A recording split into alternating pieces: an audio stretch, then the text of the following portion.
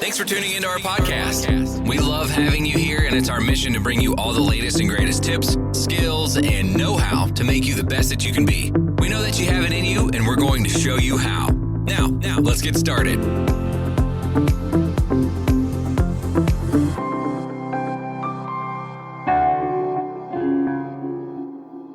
Thank you for tuning in today. You are now listening to That Will Never Work Podcast with your host, Maurice Chisholm.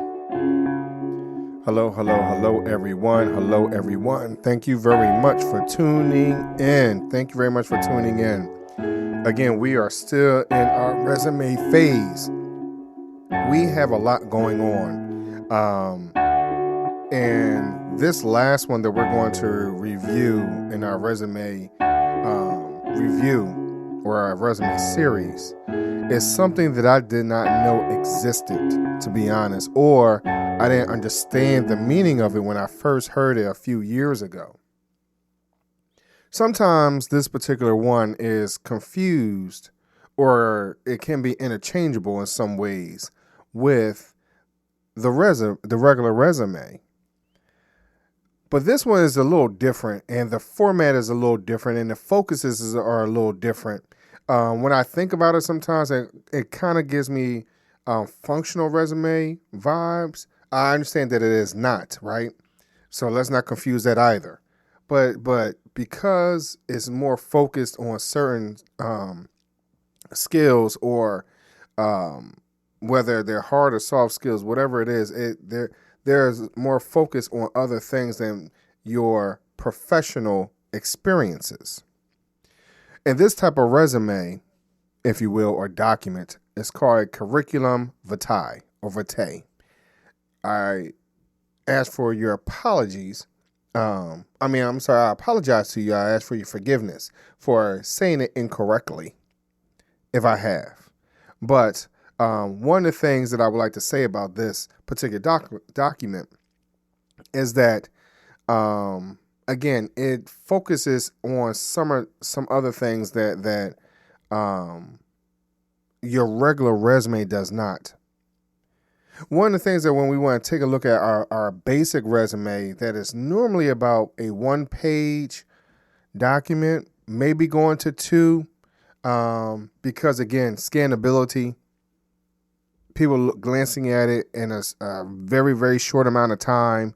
They're really trying to find where you are and who you are in a short amount of time, see if you actually fit into what they're trying to put together.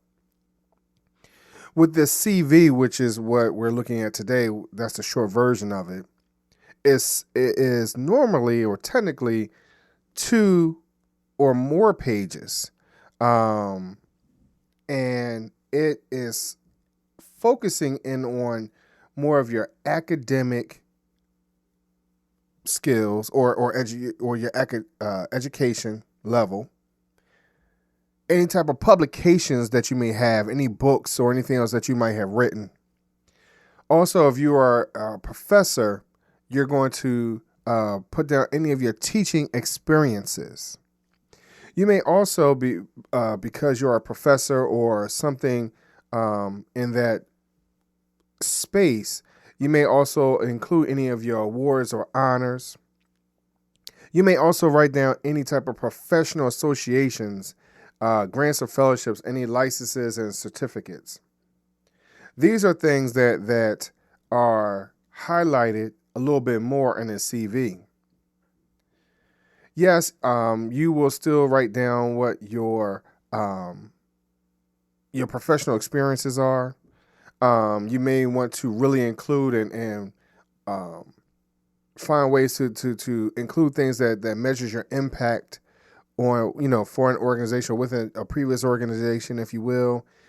So if you were able to raise or write grants for $1 million, please be sure to include that.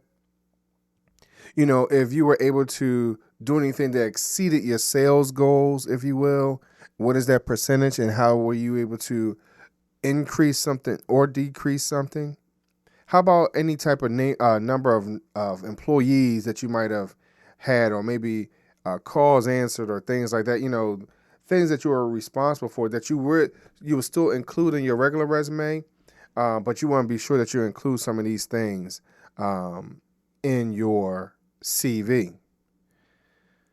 When it comes to some of the things that they are focusing in on, such as your honors and your awards, please be sure that you write down what the award is and the year and when it was that you received it.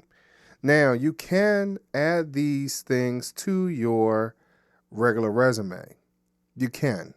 When it comes down to your experiences, whether you volunteer, which is, again, something else that you could have done. Even in your regular resume, you can add any projects that you might have been on, especially if you do not have a lot of work experiences. Your schooling or education, be sure that you write down your GPA, things like that on both. You can add both. You can also add certifications on both also, especially if you do not have a lot of work experience on your regular resume. Please be sure to add any memberships and affiliations that are associated to the job that you're applying for when you're using your CV. Now, because the CV is so intense and it can be so long, please, again, make sure that you are using fonts that are scannable, that a robot or a bot behind the scenes, any type of automation can read it and it doesn't kick it out for any type of reason, especially when letters are misconstrued for something else. Please be sure that you do that. But understanding that the CV, which I did not know, is still more or less a resume. It's just a resume that has been built up, has been in the gym, has been working out. It showcases a little bit more of your qualifications for a particular position, more especially those that are in academia, government work, things for government grants, research, things like that. Things that you really need to expound upon, that really needs to know where you've been, what you have done, and how you will add value to this particular line of work for either, and also it can be used for especially if you understand grants, you understand that you have to have a resume to submit for grants anyway. So it's good to have that ready. It really is. It's really good for you to have that ready and situated beforehand. So let's understand that this whole process of us talking about resumes and getting ourselves ready for whatever the future is, and being proactive instead of reactive. Because a lot of times in a reaction state, we do not have everything that we might have done. So for an example, if you have a license for something and you totally forgot about it, does that make or break your situation? How about a certification? When you've gone to a workshop or a webinar or continual education classes or sessions or seminars, whatever it is for you, do you have it written down somewhere? Do you have that piece of paper near you that you can remember that you have these type of qualifications? A lot of times, some people don't have that readily available. So we've gone through this resume process so we can be on top of who we are, what we have accomplished, and not to downplay it and or miss anything that's going to assist in us missing an opportunity.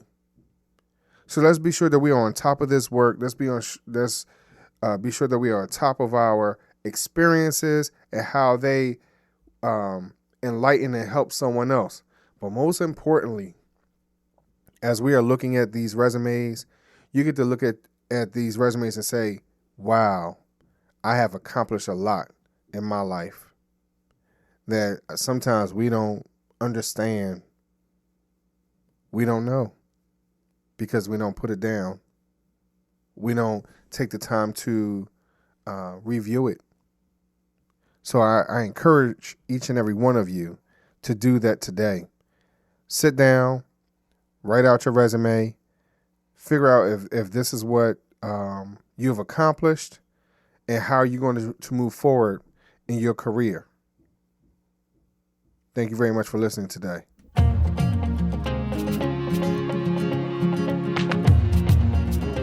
Loved what you've heard on this week's episode? Well, the answer is simple.